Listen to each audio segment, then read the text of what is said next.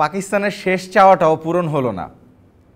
Australia চাইলে পাকিস্তানের যে শেষ চাওয়া সেটা হচ্ছে চ্যাম্পিয়ন্স ট্রফির ফাইনালটা অন্ততপক্ষে পাকিস্তানে হোক, সেই বিষয়টাকে নিশ্চিত করতেই পারত।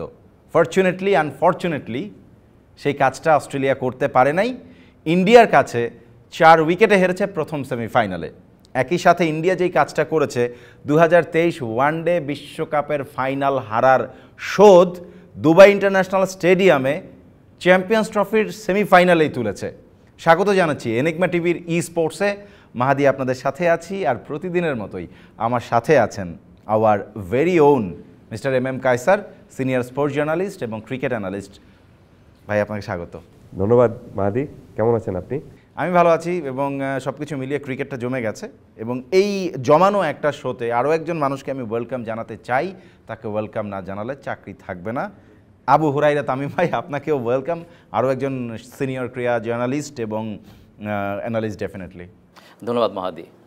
আমাকে স্বাগত না জানালে চাকরি থাকবে না বিষয়টা এমন না, আমার হাতে আসলে চাকরির কোনো ক্ষমতা নেই। আপনি নিজ যোগ্যতাতেই ভালো জায়গায় চাকরিতে আছেন। আচ্ছা, কিন্তু তামিম ভাই আপনি এত সুন্দর একটা শার্ট পরেছেন, শার্টটা কি ভাবি ঠিক করে দিয়েছে আজকে যে এই শার্টটা পরে যাও তামিম? না, আজকের শার্টটা কিন্তু ঠিক করা ডিরেক্টরের, সে নিজে পছন্দ করে দিয়েছে। আচ্ছা, ডিরেক্টর কায়সার ভাই, ডিরেক্টর শার্ট তাকে ঠিক করে দেয়, বুঝেছেন? মানে সে নাকি চাকরি দিতে পারে না। এখানে একটা সূক্ষ্ম ষড়যন্ত্র খুঁজে পাচ্ছি আমি, কারণ আপনারা দুজনেই একই কালারের শার্ট পরে এসেছেন। নিশ্চিতভাবে আমি ঠিক জানি না এখন পর্যন্ত যে এখানেও আবার ডিরেক্টরের কোনো ষড়যন্ত্র রয়েছে কিনা।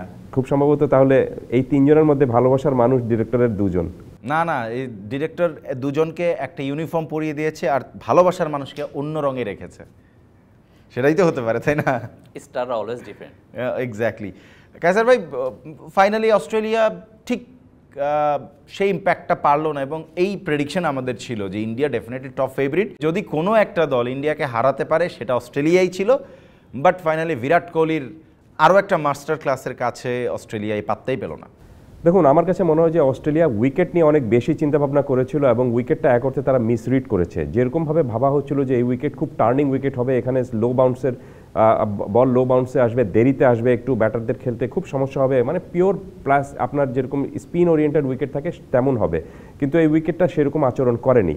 আপনাকে একটু জানিয়ে রাখি যে এখন পর্যন্ত ভারত দুবাইতে একই ভেন্যুতে খেলেছে, কিন্তু 3টা ম্যাচ খেলেছে তারা 3 উইকেটে, ফ্রেশ উইকেটে খেলেছে। এবং এই উইকেটটাও কিন্তু ফ্রেশ উইকেটে খেলাটা হয়েছে। এই উইকেটে আগে কোনো ম্যাচ হয়নি, এবং এই উইকেটে অস্ট্রেলিয়া মনে করেছিল যে এটা সিম্পলি আপনার, যেহেতু ভারত আগের ম্যাচেও 4 জন স্পিনার নিয়ে খেলেছে, এই ম্যাচেও তাদের স্পিনার 4 জন রয়েছে, এটাও একদম ফুললি আপনার স্পিন ওরিয়েন্টেড একটা উইকেট হবে। কিন্তু তেমনটুকু হয়নি, এটা 2 পেস্ট উইকেট ছিল। এখানে দেখবেন যে আপনি একই বাউন্সে একটা বল আপনার একটু বেশি উঠছে, বাউন্স নিচ্ছে, আবার একই গতিতে যে বলটা আসছে সেটা একটু বাউন্স বেশি নিচ্ছে, ঠিক একই স্পটে যখন আপনি বল ফেলছেন সেই বলটা একটু নিচু হয়ে থাকছে। সো এই 2 পেস্ট উইকেট কিন্তু অনেক জটিল উইকেট হয়ে থাকে, সাধারণত ব্যাটারদের জন্য খেলাটা সেখানে একটু টাফ হয়ে থাকে।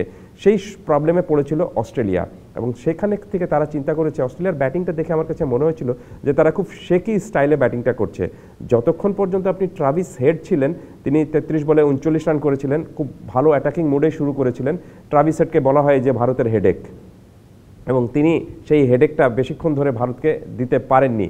আপনি 39 রান করে যখন তিনি আউট হয়ে গিয়েছিলেন, তারপর থেকে আমার কাছে মনে হয়েছে যে অস্ট্রেলিয়ার যে ব্যাটিং লাইন আপটা তারা অতিমাত্রায় আপনার উইকেট নিয়ে চিন্তায় পড়ে গিয়েছিল যে এখানে 250 প্লাস যদি আমরা করতে পারি তাহলে এটা ফরমাইডেবল একটা স্কোর হবে, সেই স্কোরটা আমরা ডিফেন্ড করতে পারবো। কিন্তু এই উইকেটটা আপনি ম্যাচ শেষে আমি নিজে শুনছিলাম যে স্টিফেন স্মিথ বলছিলেন যে 280 প্লাস রান যদি আমরা করতে পারতাম তাহলে এখানে একটা ডিফারেন্ট বল গেম হতে পারতো, বা ডিফারেন্ট একটা কাহিনী হতে পারতো। সো আমার কাছে মনে হচ্ছে যে এই উইকেটটা আপনার 264 রানের উইকেট না, এটা এখানে আপনি ইজিলি 300 প্লাস রান করতে পারা সম্ভব হতো যদি অস্ট্রেলিয়া সেই চিন্তাটা করতো। কিন্তু অস্ট্রেলিয়ার প্ল্যানিংটাই ছিল যে আমরা এখানে 300 প্লাস যাব না, আমরা এখানে 250-এর উপরে যা করতে পারি সেটাই গুড এনাফ। এটি গেল একটি দিক। এবং দেখবেন যে অস্ট্রেলিয়া অনেক বেশি এখানে ডট বল খেলেছে। অস্ট্রেলিয়ার শুরুটা কিন্তু খারাপ হয়নি। আপনি প্রথম 10 ওভারে 63 রান করা একটা দল কেন আপনি 264 রান করবে? পরের ধাপের যেগুলো ছিল 10 থেকে 20, 20 থেকে 30, 30 থেকে 40, 40 থেকে 50, সবগুলো এই 10 ওভারের মধ্যে তারা রান করেছে কিন্তু 5 প্লাস, মানে ওভার প্রতি 5-এর বেশি করে রান নিয়েছে। কিন্তু এখানে যদি আপনি কোনো একটার মধ্যে 7 বা 8 করে রানটা নিতে পারতো তাহলে আপনার 300 প্লাসের কাছাকাছি স্কোরটা যেতে পারতো। এটি গেল একটি দিক। আরেকটি দিক হলো যে ব্যাটিং করেছে কিন্তু অস্ট্রেলিয়ার, আপনি যদি বলেন তাহলে উপরের দিকে 2 জন ব্যাটার। আপনার স্টিভেন স্মিথ করেছেন, 73 রান তিনি করেছেন এবং তার সঙ্গে যোগ দিয়েছেন অ্যালেক্স ক্যারি। অ্যালেক্স ক্যারির ইনিংসটার কারণেই কিন্তু আপনি 264 রানটা হয়েছে। অস্ট্রেলিয়ার সমস্যাটা কোথায় পড়েছে, অস্ট্রেলিয়ার শেষের দিকে যার ফিনিশার করার কথা ছিল ইনিংসটা, তিনি ফিনিশিংটা করতে পারেননি। গ্লেন ম্যাক্সওয়েল নেমেছিলেন 37 ওভারে, 13 ওভার তখনও বাকি রয়েছে, মানে পারফেক্ট পজিশন ছিল তার জন্যে এখান থেকে একটা T20 স্টাইলে একটা ইনিংস খেলার জন্য। শুরুটা করেছিলেন বেশ ভালো, একটা ছক্কা হাঁকিয়েছিলেন, কিন্তু তারপরের বলে বলটা একটু নিচু হয়ে এসেছিল, সেই বলটায় তিনি আউট হয়ে গিয়েছেন। সো আমার কাছে মনে হচ্ছে যে অস্ট্রেলিয়ার ব্যাটিংয়ের ভুলটা ধরেন তাহলে দেখবেন আপনি সবচেয়ে বড় ভুলটা হচ্ছে তারা একটু স্লো খেলেছিল, অনেক ডট বল দিয়েছে এবং শেষের দিকে ফিনিশার হিসেবে যার দায়িত্ব পালন করার কথা ছিল সেটা গ্লেন ম্যাক্সওয়েল করতে পারেননি। আমি শেষ করছি, অ্যালেক্স ক্যারিকে দিয়ে চমৎকার খেলেছেন, 65 মতো রান করেছেন তিনি, কিন্তু প্রবলেমটা হলো যে তিনি যখন আউট হয়েছেন তখনও 15 বল বাকি ছিল এবং তারপরে আর কোনো সেট ব্যাটারই নেই, সবাই কিন্তু বোলার।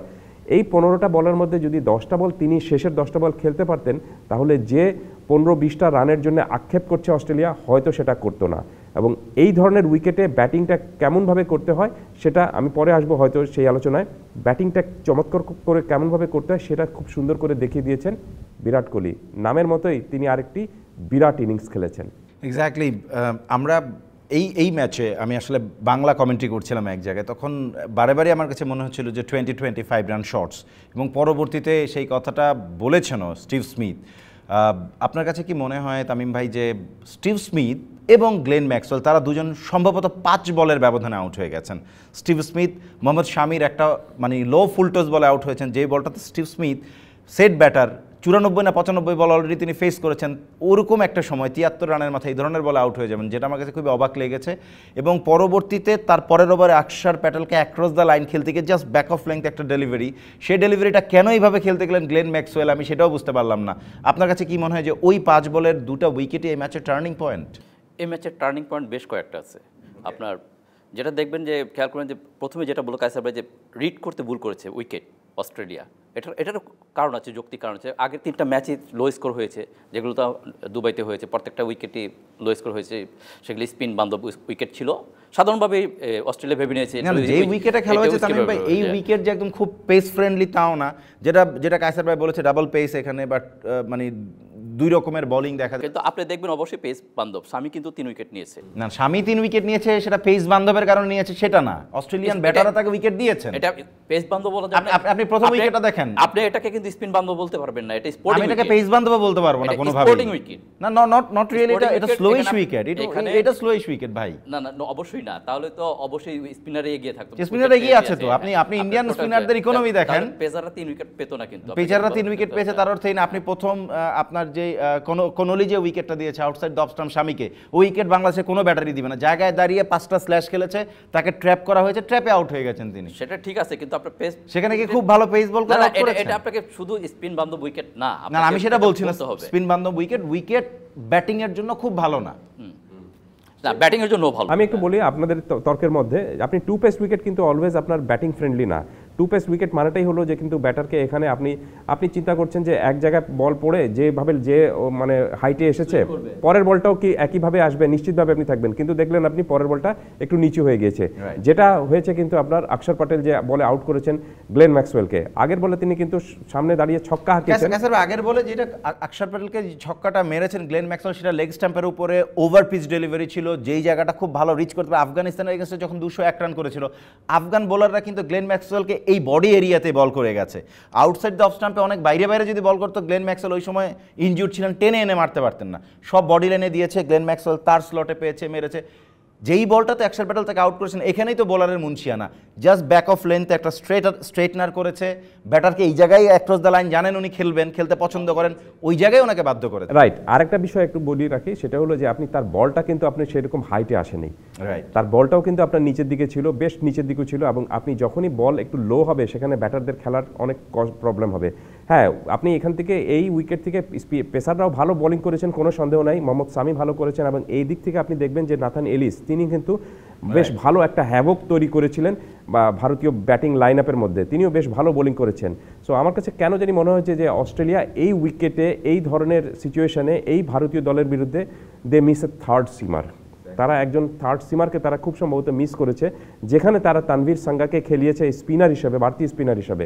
আপনি দেখেন ভারতের সবচেয়ে বড় স্ট্রং জোন কোনটা? ভারতের স্ট্রং জোন কিন্তু আপনি স্পিনাররা এক, এবং তারা স্পিন ভালো খেলতেও পারে।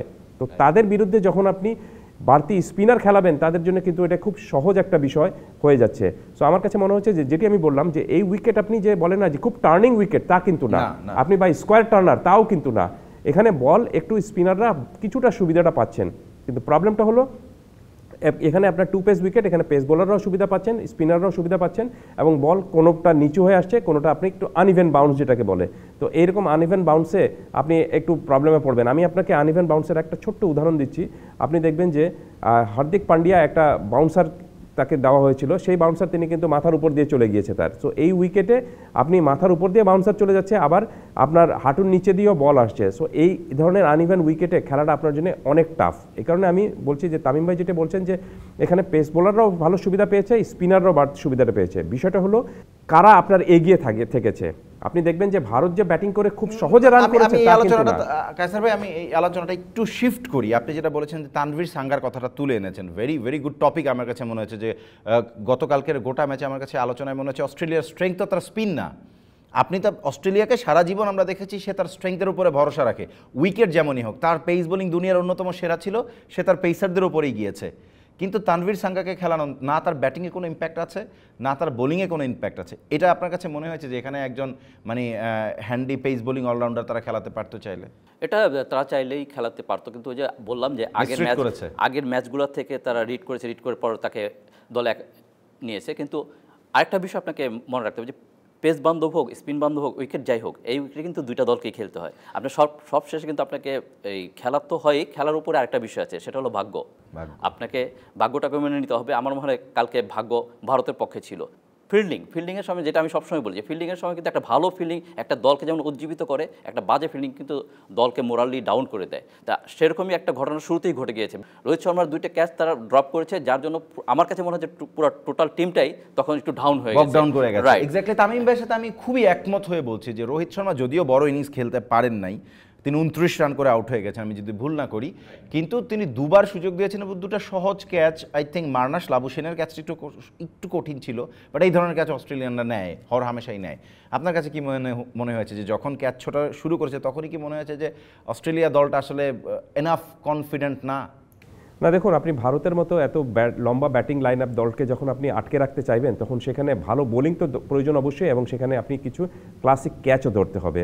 এবং গ্লেন ম্যাক্সওয়েল যে ক্যাচটা মিস করেছেন, এই ধরনের আপনি অন্য সময় হলে তারা কিন্তু খুব সহজেই ধরে নিতে পারতেন। আমি অস্ট্রেলিয়ার কাছ থেকে আরও একটু শার্প ফিল্ডিং আশা করেছিলাম এখানে, যখন তারা জানে যে এই ম্যাচ জিতলে ফাইনালে আমরা পৌঁছে যাব এবং জেতার সুযোগটা একটা রয়েছে। সো সব কিছু মিলে অস্ট্রেলিয়াকে কেন জানি আমার কাছে মনে হয়েছে যে তারা একটু বকডাউন, এবং যেটা বললাম যে আপনি দু দলের যদি আপনার পার্থক্যটা দেখেন, আপনি সেখানে ফিল্ডিংয়ের শার্পনেসটা কম ছিল। আপনার রানে তুলতে হবে যে 300+ রান করা যেতে পারে যে এই উইকেটে, সেটা অস্ট্রেলিয়া আগে থেকেই মানে পিছিয়ে এসেছিল, এবং তাদের সেই সেটআপ তৈরি হয়েছিল 37 ওভারে 199 রান, যখন স্মিথ এবং ম্যাক্সওয়েল আউট হয়ে গেলেন একটা ছোট্ট ইন্টারভালের মধ্যে। সেই সময়টাতে তাদের রান অনায়াসে 310-320 পর্যন্ত যায়, এরকমই প্রজেকশন হচ্ছিল। রাইট। এবং আপনি আরেকটা জিনিস দেখবেন যে তারা যে বোলিং অ্যাটাকটা এখানে সাজিয়েছিল এই ম্যাচের জন্য, সেখানে দেখবেন যে তানভীর সাঙ্গা এবং অ্যাডাম জাম্পা, তারা দুজন কিন্তু একই ঘরানার এবং একই স্টাইলের বোলিং করে থাকেন। আপনি লেগ ব্রেক বোলার, তো একই একাদশে আপনি দুজন লেগ ব্রেক বোলার নিয়ে খেললে এখানে আমার মনে হয় যে প্রতিপক্ষকে তেমন মানে কঠিনভাবে আপনি চেপে ধরতে পারবেন না। তুলনায় যাই, আপনি ভারত দেখুন, ভারতের যে 4জন স্পিনার রয়েছে, সেই 4জন স্পিনার কিন্তু ভ্যারিয়েশন 4 রকমের। আপনি সবাই যে সফল হয়েছেন তা কিন্তু না, কেউ আপনার রান কন্টেন্ট করেছেন এবং কেউ উইকেট তুলে নিতে পেরেছেন। তারপরেও এখানে দেখুন, আপনি 5টা উইকেট কিন্তু স্পিনাররাই নিয়েছেন এখানে, এবং সবচেয়ে বেশি বল কিন্তু এই 4জন স্পিনার করেছেন, খুব সম্ভবত 176-এর মতো রান দিয়েছেন। সব কিছু মিলে আমার কাছে মনে হচ্ছে যে একটা সেমিফাইনাল ম্যাচের জন্য যেরকম একটা কমপ্লিট প্যাকেজের প্রয়োজন, ব্যাটিং, বোলিং, ফিল্ডিং এবং প্ল্যানিং, সব কিছু অস্ট্রেলিয়ার বেশ ভালো ছিল। আর আপনি যদি এই পুরো ইসের মধ্যে যদি আপনি একটা মাস্টার ক্লাস কোনো ইনিংস আমাকে খুঁজে বের করতে বলেন, তাহলে এটা খুঁজে বের করাটা খুব বেশি কঠিন হবে না বিরাট কোহলি। দেখুন, এখানে বিরাট কোহলি কিন্তু অন্যান্য সময়ে একটু অ্যাটাকিং মুডে খেলেন, এখানে তিনি খুব যে বেশি বল খেলেছেন তা না, কিন্তু বাউন্ডারি হাঁকিয়েছেন কটা, মাত্র 5টি বাউন্ডারি হাঁকিয়েছেন। এটা পাকিস্তানের বিপক্ষেও অনেক বেশি স্ট্রাইক রোটেট করেছেন, বাউন্ডারি কম খেলেছেন, দৌড়ে রান নিয়েছেন বেশি। এটাকে বলে যে পরিশ্রম। আপনাকে পরিশ্রম, তার যে অভিজ্ঞতা, তার যে বয়স, তার যে ফিটনেস, সব কিছু কিন্তু মানে তেমনভাবে পারমিট করে না যে প্রত্যেক বলে বলে আমি রান নিয়ে দৌড়াবো বা রান করব, কিন্তু তিনি জানেন যে এই উইকেটে আপনি যদি গ্রাফটিং করে না খেলেন, এই উইকেটে যদি আপনি শুধু বাউন্ডারি বা ছক্কা হাঁকানোর জন্য চেষ্টা করেন, তাহলে আপনার অবস্থাটা হবে সেই গ্লেন ম্যাক্সওয়েলের মতো, একটা ছক্কা পাবেন কিন্তু তা আপনি পরের বলে আউট হয়ে যাবেন। এই কারণে তিনি রিস্ক কম নিয়েছেন, সিঙ্গেলসের উপর বেশি গিয়েছেন, ম্যাক্সিমাম এই যে রান করেছেন। ঠিক একই রকমভাবে কিন্তু স্টিভেন স্মিথের কিন্তু আপনি দেখবেন যে বাউন্ডারি বা ছক্কা কিন্তু খুব একটা বেশি না, দুটো ছক্কা হাঁকিয়েছেন শেষের দিকে, কিন্তু পুরো সময়টা তিনি দৌড়ে রান করেছেন। এই উইকেট হলো আপনার পরিশ্রম করে এখান থেকে রান আমাকে নিতে হবে, তো যারা পরিশ্রম করতে পারেন তারাই এখান থেকে রানটুকু পাবেন। ঠিক একই রকমভাবে ভারতের পরিশ্রমটা একটু বেশি হয়েছিল, এবং আরও একটু স্পেসিফিক করতে যদি বলেন তাহলে সবচেয়ে ভালো পরিশ্রম করেছেন বিরাট কোহলি, এবং তিনি যেটি বললাম যে নামের মতোই কিন্তু বিরাট অবস্থানে রয়েছেন। পাকিস্তানের বাদে সেঞ্চুরি করেছেন, নিউজিল্যান্ডের বিরুদ্ধে খুব দ্রুত আউট হয়ে গিয়েছেন, কিন্তু ওইটা আসলে মানে গ্লেন ফিলিপস এত ভালো একটা ক্যাচ নিয়ে ফেলেছিলেন, মানে একটা আনবিলিভেবল ক্যাচ, রাইট। এবং দেখুন আপনি কালকের যে ম্যাচটা খেলেছেন তিনি, সেই ম্যাচের মধ্যে কিন্তু দুর্দান্ত একটা মানে তার স্পিরিট ছিল, এবং তিনি ম্যাচ শেষে বলছিলেন যে এই কন্ডিশনে এবং এই ধরনের উইকেটে কেমন করে ব্যাট করতে হবে সেটা আমার জানা ছিল, এবং আমি সেই অনুযায়ী চেষ্টাটুকু করেছি। আমি চেষ্টা করেছি যে আমার দলটাকে একটা সঠিক পর্যায়ে নিয়ে যাওয়ার জন্য। যখন তিনি আউট হয়েছেন তখন ম্যাচ জেতার জন্য বাকি 40 রান, আপনি 15 রানের মাথায় আউট হয়েছেন, রাইট, 40 রান বাকি আপনার, আপনি 46 বলে 40 রান, এবং উইকেটে সেট হয়ে রয়েছেন রাহুল, পান্ডিয়া রয়েছেন, সব কিছু মিলে যেটা কি বললাম না যে একটা ম্যাচের জন্য বা যে কোনো একটা প্ল্যানিংয়ের জন্য আপনার যে একটা কমপ্লিট প্যাকেজ নিয়ে নামতে হয়, সেই প্যাকেজ নিয়ে নেমেছিল ভারত এই ম্যাচে। আমার কাছে মনে হচ্ছে শুধু এই ম্যাচে না, পুরো টুর্নামেন্টের জন্য তারা একটা যে প্যাকেজ নিয়ে আসার কথা ছিল সেই প্যাকেজ অনুযায়ী তারা খেলছে, এবং নো ডাউট যে তারা ফাইনালে উঠে গিয়েছে, এবং ফাইনালে নিজেদের পরিচিত, নিজেদের খুবই নিজেদের ঘরে ভাষা অন্য, কিন্তু সেটা আপনি বলছেন, কিন্তু বিরাট কোহলি বলছেন, এই আপনার রোহিত শর্মা বলছেন না, রোহিত শর্মা বলবেন না, টেকনিক্যালি অনেক কিছু এই সিচুয়েশনের সাথে বা কন্ডিশনের সাথে তারা খুবই বেশি অ্যাকোমোডেটেড হয়ে গিয়েছেন। সো আমার কাছে মনে হয়েছে যে হট ফেভারিট বলে যদি কোনো শব্দ থাকে ফাইনালে ভারতই হবে, সেটা প্রতিপক্ষ যেই হোক, সেটা নিউজিল্যান্ড হোক অথবা সাউথ আফ্রিকা হোক। তামিম ভাই, আপনার কাছে মনে হয় না যে বিরাট কোহলি সেঞ্চুরিটা ডিজার্ভ করতেন? কারণ 14টা রান মাত্র, যেভাবে খেলছিলেন, মানে 16 রান মনে হয়, 84তে আউট হয়েছেন, যেভাবে খেলছিলেন তার আউট হওয়ার কথা না, কিন্তু একটা সময় গিয়ে একটু ইম্প্যাশেন্স হয়ে একটা মানে মিস টাইম শট খেলে ফেললেন, যেটা কোহলি খেলছিলেন না। তো আপনার কাছে কি একটু আক্ষেপ হচ্ছে যে বিরাট কেন সেঞ্চুরিটা পেলেন না? আসলে সেঞ্চুরি কিন্তু অলরেডি সে রেকর্ড করে ফেলছে, সবচেয়ে বেশি সেঞ্চুরি ওয়ানডেতে, আবার 50, তার রেকর্ডের বুকে সবই আছে। এই সেঞ্চুরিটা হয় না, সচিনকে আগে সেঞ্চুরিতে ছাড়িয়ে গেছেন। এবার বিশ্বকাপে কোনো ভারতীয় না, ওভারঅল যতজন আছে তার মধ্যে হাফ সেঞ্চুরি সবচেয়ে বেশি করেছেন। বিষয়টা আসলে তার রেকর্ডের বিষয় না, বিষয়টা দল জিতেছে, সেটাই সবচেয়ে বড় ব্যাপার। একটা খেলোয়াড় যখন একটা দলকে জেতাতে পারে, বিশ্বকাপ বলেছি নাকি আইসিসি ইভেন্ট বলেছি? আইসিসি ইভেন্ট হবে, টোটাল বিশ্বকাপ এবং আইসিসি ইভেন্ট মিলে আর কি সবচেয়ে বেশি হাফ সেঞ্চুরি। তো বিষয়টা সেটা না যে দলকে যদি জিতাতে পারে সেটাই হলো বড় বিষয়, একটা ব্যক্তিগত হাফ সেঞ্চুরি হলো বা সেঞ্চুরি হলো সেটা বিষয় না। তো বিরাট কোহলি যেভাবে খেলেছে, সিচুয়েশন বুঝে খেলেছে, এটাই হলো সবচেয়ে বড় ব্যাপার। একটা অভিজ্ঞ খেলোয়াড় কিন্তু এটাই সবচেয়ে বড় ব্যাপার। কিন্তু কালকের ম্যাচটা যদি আপনি এক কথায় একটা টার্নিং পয়েন্ট দেন, যে একটা সিঙ্গেল টার্নিং পয়েন্ট দেন, বিরাট কোহলির ক্যাচটা ম্যাক্সওয়েল যেটা ধরতে পারেনি, যেটা ধরতে হলে কিন্তু ম্যাচের সিচুয়েশন চেঞ্জ হতে পারত, সহজ ক্যাচ ছিল আসলে। সেটা মানে কালকের মতো আমি এত বাজে ফিল্ডিং অস্ট্রেলিয়ার কাছ থেকে অন্ততপক্ষে দেখিনি। অস্ট্রেলিয়া অনেক দুর্দান্ত ফিল্ডিং করে, যার জন্য ওইখানে কিন্তু ম্যাচটা ঘুরতে পারতো, বলা যায় না, যে কোনো সিচুয়েশন যে কোনো কিছু হতে পারে, বাট আমরা বলতে পারি যে ওই ক্যাচটা ধরলে ম্যাচের ফলাফল অনেক কিছু হতেও পারতো, সেটা হয়নি। আসলে এর আগেও কয়েকটা ক্যাচ মিস করেছে, সেগুলোর জন্য হয়েছে, বা তারা 300 করতে পারেনি। তাদের মেন্টালি ছিল যে আমরা 250 করতে পারলে, হয়তো 250 প্লাস করতে পারলে এই ম্যাচটা জিতে যাবো, এর ধরনের একটা উইকেট। সেইগুলো শুরু থেকেই আসলে অস্ট্রেলিয়ার চিন্তা ভাবনাতেই ছিল যেরকম, তারা খেলেছেও সেরকম, যে 264 তারা হয়তো ভেবেছে যে এইটাই এনাফ, বাট কালকের উইকেটটা ছিল না 264-এর, এই জন্যই তারা আসলে ম্যাচটা হেরেছে। তামিম ভাই, একটা ছোট প্রেডিকশন জানতে চাই আপনার কাছে। এই মুহূর্তে সাউথ আফ্রিকা এবং নিউজিল্যান্ড সেকেন্ড সেমিফাইনালটা খেলছে।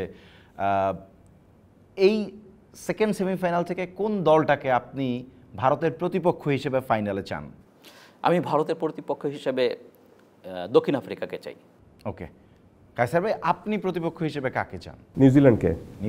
কারণটা হলো যে নিউজিল্যান্ড অলরেডি ভারতের কাছে হেরেছে, কিন্তু ভারতের সঙ্গে তারা খেলেছে এবং খেলার মধ্যে ভারতের দুর্বলতা, শক্তিটা সব কিছু অন্তত তারা জেনে গিয়েছে, এবং সেকেন্ড টাইম যদি তারা ভারতের বিরুদ্ধে লড়াই করে, নিশ্চিতভাবে আগের ম্যাচে যে ভুলগুলো করেছিল সেই ভুলগুলো থেকে বেরিয়ে আসার চেষ্টাটুকু করবে। সো আমি চাই নিউজিল্যান্ড যেন ভারতের মুখোমুখি হোক, এবং এই কন্ডিশনে সাউথ আফ্রিকার চেয়ে নিউজিল্যান্ড কিন্তু আগে খেলে এসেছে, সো কিছুটা হলে অভিজ্ঞতায় এগিয়ে রয়েছে তারা। আমার কাছে মনে হচ্ছে যে নিউজিল্যান্ডের সাথে যদি ভারতের খেলাটা হয় ফাইনাল, তাহলে সেটা আরেকটু জমজমাট হবে।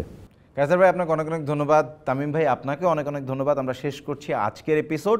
আরও একটা ব্র্যান্ড নিউ এপিসোডে দুর্দান্ত সব ক্রিকেট বিশ্লেষণ নিয়ে আপনাদের সামনে হাজির হয়ে যাব। ততক্ষণ পর্যন্ত আপনারা ভালো থাকবেন, সুস্থ থাকবেন এবং এনেগমা টিভির সাথেই থাকবেন। আল্লাহ হাফেজ।